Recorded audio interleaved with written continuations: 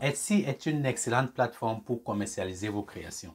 La marketplace est bien connue pour l'achat et la vente des produits faits à la main, personnalisés et vintage. Mais comme je le dis toujours, il ne faut pas mettre tous ses œufs dans un seul panier. Imaginez un instant si Etsy ferme ses portes, ou alors si vous êtes définitivement banni de la plateforme. Vraiment, ne prenez pas de risques. Pour rester libre financièrement, il faut éviter de bâtir son empire sur une seule marketplace. Dans cette vidéo, je vous présente 3 alternatives à Etsy. Certaines sont déjà bien connues, d'autres vous surprendront et elles sont là pour faire leurs preuves. Commençons par la proposition numéro 1, Amazon Handmade. Et oui, Amazon dispose d'un plan dédié uniquement à la commercialisation d'objets faits main.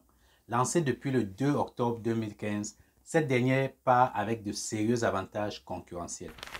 Rien qu'aux États-Unis, ce sont 300 millions de personnes qui réalisent leurs achats en ligne sur Amazon. Avec un tel chiffre, il n'est pas surprenant d'apprendre qu'Amazon possède 41% des parts de marché aux USA. À l'échelle internationale aussi, Amazon est l'un des leaders du game. En 2021, le chiffre d'affaires annuel de la marketplace dépassait les 461 millions de dollars. Et rien qu'en France, ce sont plus de 152 millions de visiteurs qui font leurs achats mensuels sur Amazon. Amazon est une marketplace dont la réputation n'est plus à faire et qui croule sous les clients. En vous créant un compte sur Amazon Handmade, vous aurez accès à une audience conséquente et qui se sent en sécurité. L'une des difficultés majeures dans le commerce en ligne, c'est de rassurer le client, de lui faire comprendre que vous n'êtes pas escroc et qu'en cas de pépin, il ne sera pas livré à lui-même. Ça, vous le savez déjà. En vendant sur Amazon Handmade, vous n'aurez pas à faire des pieds et des mains pour rassurer les acheteurs. Amazon est déjà connu pour traiter ses clients comme des rois. Et ce n'est pas tout. En plus de vous donner une forte audience et de mettre les clients en confiance, Amazon Handmade a une carte dans sa manche. Le site simplifie énormément le processus d'expédition des marchandises. Vous pouvez envoyer votre stock dans l'un des entrepôts Amazon. Ensuite, dès qu'un client passe commande, la marketplace se charge d'empaqueter et de livrer le colis au pas de la porte de ce dernier. Il est important de préciser qu'Amazon Handmade n'impose pas de frais mensuels. Sur Etsy, vous êtes sans doute au courant que chaque article mis en ligne vous coûte 18 centimes, sans oublier les autres frais de transaction. Sur Amazon Handmade, c'est 100% gratuit de mettre un produit en ligne.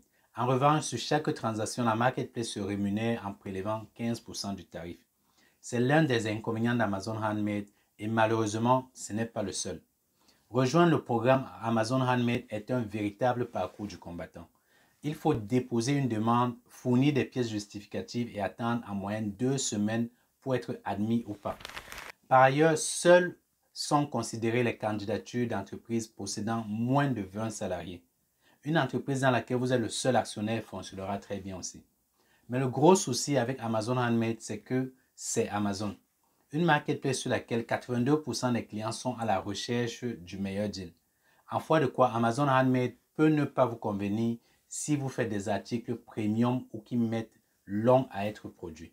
Il faut aussi savoir que malgré sa diversité, le nombre de catégories présentes sur Amazon Handmade est limité, lesquelles n'incluent pas les produits digitaux tels que les wedding party templates, les cartes d'invitation, les autres templates.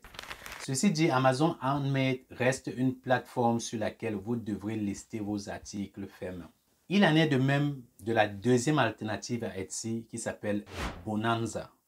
Bonanza est une marketplace qui n'est pas aussi connue qu'Amazon ou Etsy. Cependant, avec 5 millions de visiteurs mensuels, la plateforme n'a pas à rougir de ses performances.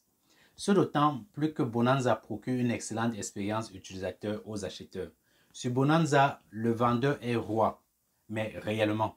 Bonanza, c'est plus de 22 millions de produits référencés par un peu plus de 40 000 vendeurs.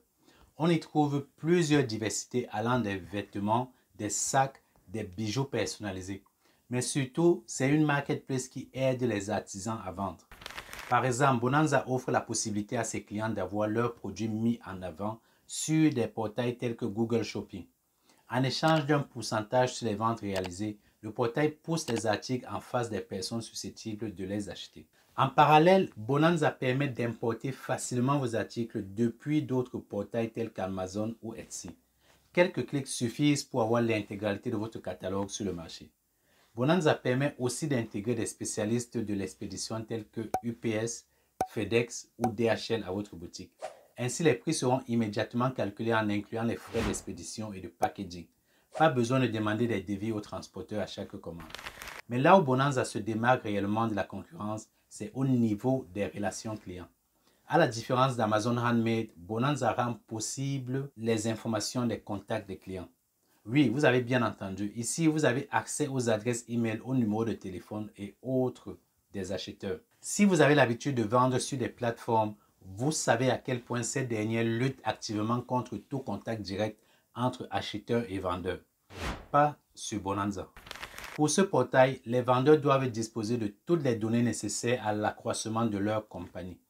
Fervente défenseuse de cette philosophie, la Marketplace va même plus loin. Si vous décidez de monter votre propre e-shop, elle vous accompagne dans le processus de création de cette dernière. Oh, et est-ce que j'ai mentionné les frais de transaction extrêmement bas? Amazon prélève 15%, rappelez-vous, en guise de commission. Etsy garde 6,5% sur chaque achat réalisé et Bonanza ne prend que 3,5% en guise de rémunération. Avec tous ces avantages, Bonanza ressemble à la plateforme idéale pour les artisans, mais ça, c'est uniquement sur le papier. Malheureusement, quelques nuages viennent obscurir cet horizon pourtant si radieux. Le premier inconvénient de Bonanza, c'est que la Marketplace a beaucoup moins de trafic que ses concurrents. En outre, pour profiter du coup de pouce marketing de Bonanza, il faut absolument souscrire à une offre premium. En plus de faire gonfler les charges fixes, cela implique aussi de céder la proportion plus importante de vos gains à Bonanza. Autre point négatif qui revient en boucle, Bonanza prend trop de temps pour actualiser les données de l'inventaire. En termes simples, cela signifie que les informations de stockage ne sont pas en temps réel. Vous pouvez vendre un article le mardi et Bonanza ne le déduira de votre stock que samedi. Mais le gros point faible de Bonanza, c'est que les ventes y sont très peu nombreuses. En comparaison de Etsy ou d'Amazon, Bonanza ne permet pas de réaliser des ventes à la chaîne, mais il est toujours possible de trouver son compte. Et pour finir cette vidéo, une marketplace qui a fait beaucoup parler d'elle à son lancement, Just Artisan. Just Artisan se veut être une version plus indépendante et plus juste d'Etsy. Fondée en 2020 par des travailleurs indépendants, elle a connu un soutien massif d'anciens vendeurs de Etsy. Si vous en avez assez d'Etsy pour X ou Y raison, cette plateforme est sans doute celle qu'il vous faut. Premièrement, Just Artisan n'accepte pas la revente d'objets. Tous les produits mis en ligne doivent avoir été réalisés manuellement par un artisan ou un petit groupe d'artisans. Si cette condition a été imposée par Just Artisan, c'est parce que ses fondateurs se plaignaient des dérivés sur Etsy. Au départ, la plateforme était réservée uniquement aux faits main. D'après les créateurs de Just Artisan, aujourd'hui, il est possible d'y trouver des créations industrielles. Just Artisan exige de ses vendeurs qu'ils réalisent eux-mêmes les produits qu'ils commercialisent. Au-delà de la vente, Just Artisan a à cœur de créer une communauté d'artisans et de créateurs indépendants. Loin d'être anti-progrès, les fondateurs de cette plateforme sont ouverts aux nouvelles technologies. Ainsi, à la différence d'Amazon Handmade, ici, vous avez la possibilité de vendre des articles numériques tels que des e-books et des templates. Sachez aussi qu'y mettre vos produits en vente ne vous coûtera pas un centime. En revanche, la plateforme prendra 7,5% sur chaque vente, ce qui est en dessous de 15% prélevé par Amazon. Vous vous en doutez un peu, mais Just Artisan n'a pas un trafic comparable à Etsy ou à Amazon Handmade. Le portail ayant démarré il y a juste 3 ans, il cherche encore ses marques. Ne vous attendez pas à recevoir 1000 ou 1500 visites par jour sur votre boutique. C'est pourquoi actuellement Just Artisan est idéal en complément d'autres marketplaces. Seul le portail en ligne ne peut pas garantir assez de ventes pour vous offrir un niveau de vie assez décent. Si vous vendez vos articles en ligne et que parallèlement vous ne voulez pas gérer votre propre site internet, vous pouvez faire recours à ces 3 plateformes, mais pas que. Ceci n'est que 3 alternatives. Vous en avez encore que je n'ai pas citées ou qui ne sont pas connues du grand public. Nous voici donc arrivés à la fin de cette vidéo. Dites-moi des 3 alternatives Etsy que je vous ai présentées, laquelle vous attire le plus?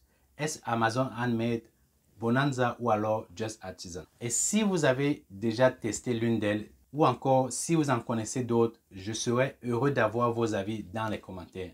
Sur ce, je vous dis au revoir et à la prochaine vidéo. N'oubliez surtout pas de la liker et de vous abonner à cette chaîne-ci. On est ensemble.